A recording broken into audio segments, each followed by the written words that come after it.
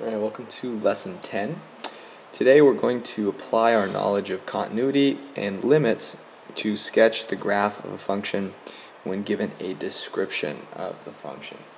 So today is essentially a kind of a culmination of all the different things that we have applied limits to with respect to functions. So it might be a good idea to go back and kind of do a little bit of a summarization of the different ways that limits can help us understand a function, from the asymptotes, horizontal and vertical, to the continuity of a function at a particular point.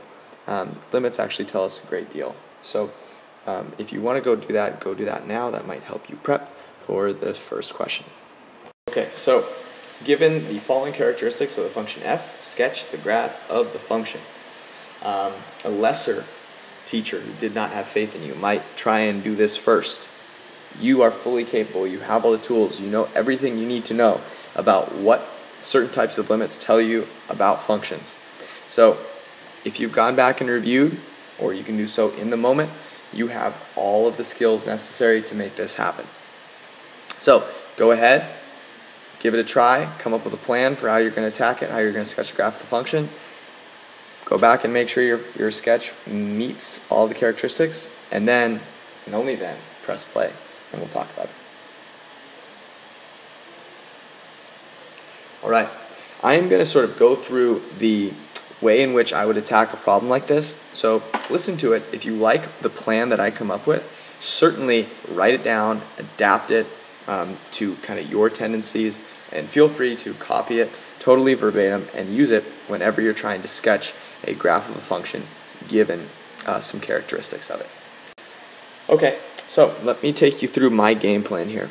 I have a bunch of things I'm told about the function, and I want to somehow translate that into what the graph will look like. So what I'm going to do is I'm just going to go through each characteristic and interpret it in a way that can be translated onto the graph. Okay? So for example, if I'm told something about a horizontal asymptote, well, that's helpful, and I'd like to actually discern what that means so then I can transfer it over. So I'm going to go through, label each piece of criteria, characteristic, whatever you want to call it, with what it's telling me, and then go ahead and go to my graph. So let's start with the limit as x approaches infinity of f of x is equal to 3. Hopefully, I remember that the limit as x approaches infinity is telling me the end behavior of the function on the right side of the graph. In other words, a horizontal asymptote is given by the line y equals 3, because that's what the function is approaching as we move towards positive infinity. So what do I get from this? There is a horizontal asymptote at y equals 3, and that's a y. Don't worry. Alright, next piece. Limit as x approaches negative 2 from the left of f of x is equal to negative infinity. So if I picture negative 2 being somewhere around here, as my function comes flying in from the left-hand side of negative 2, it will dive down towards negative infinity. In other words, this tells me that there is a vertical asymptote at negative 2. Now, I'm actually going to look at the second one in conjunction with this, and it's totally fine if you look at the first. In fact, we can just go ahead and label vertical asymptote at x equals negative 2. And this part here just kind of confirms that for me. The limit as x approaches negative 2 from the right of f of x is equal to positive infinity. However, it tells me something super important. As I approach from the left, I dive down. But as I approach from the right, I'm shooting upwards. So what I'd like to do is somehow remind myself that this is going to be key to go back and visit. So what I'm going to say is that this also tells me that there's a vertical asymptote at negative 2. Alright, and what I'm going to do is I'm just going to circle negative and positive infinity. That's just going to help me remember, look, one's diving down below and one is shooting sky high. Alright, last two pieces here. F of 0 is equal to 5. These two pieces at the end are simply telling us points that are a part of our function. This particular one says that when I plug in a value of x, when x is 0, the y value is 5. In other words, the function goes through the point 0, 5. And similarly down here, the function goes through the point -4, comma -3. Whenever they tell you a point that's on the function, take the money and run. Okay, at this point I have a bunch of information, and so what I want to do is start transferring it over to my graph. First thing I've got to do is I've got to actually label the units on my graph. I waited to do that until I know different key characteristics that are going to allow me to determine what I'm going to count by my x scale and my y scale. So I can go ahead and do that. And at the same time, I will include the horizontal asymptote, the vertical asymptote, and the 2 points.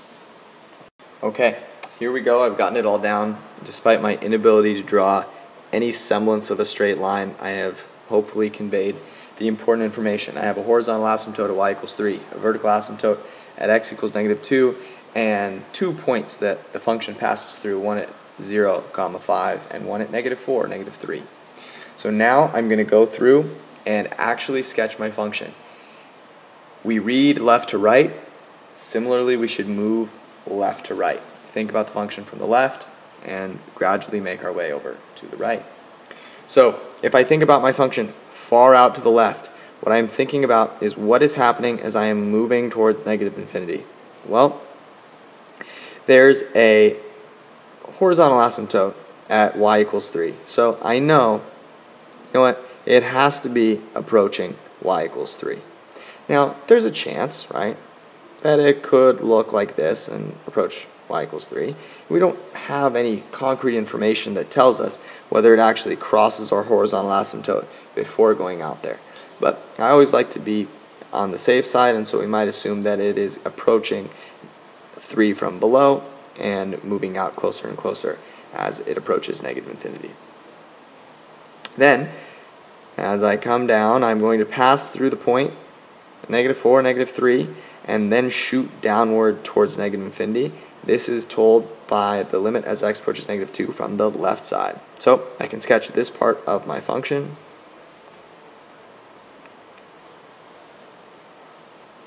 As such. Alright, now moving to the right side. I know that as I am approaching -2 from the right, I am going to be shooting up towards positive infinity. So as I'm coming down from the left, I'm going to be heading towards, you guessed it, the horizontal asymptote.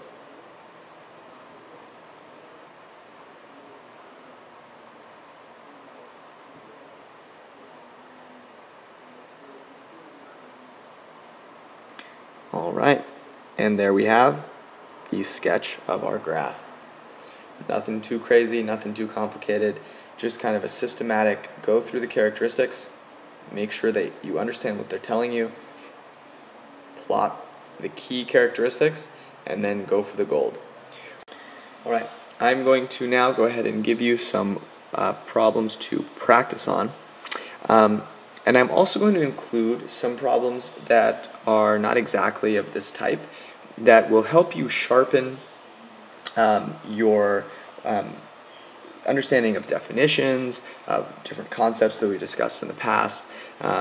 And right, we always want to make sure that we're obviously understanding what the current topic is, but we also want to make sure that we are continually preparing ourselves to dominate the AP test in a few short months. So I will give you some hints and point you in the direction on some of these, but for the most part, I encourage you to collaborate with your teammates once you've completed an answer, completed a problem, and make sure that you guys are in agreement with the solution that you get. Alright, here are 4 for you to try. These are similar to what we've already worked on. So follow your protocol, make sure that you don't do anything more or anything less than the information that each characteristic gives you about the graph. Trust yourself, and then check your work at the back end. And then I have 3 more questions for you to take a look at that you can move on to once you've gotten a correct sketch for each of these.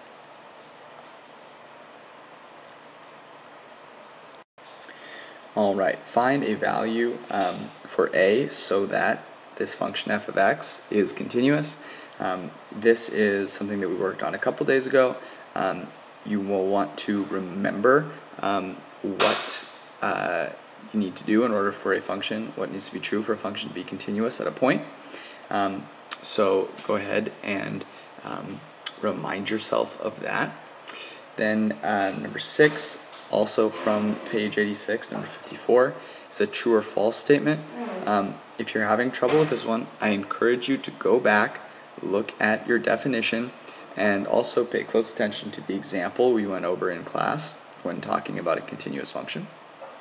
And then number 7 is really cool and really interesting, and I will just let you know that your answer you get to D, you should think about what that value means, where it shows up, and hopefully you'll sort of maybe then do some research to look at the real world meaning of that value. It's pretty interesting. All right, hope this goes well, and we will discuss in class.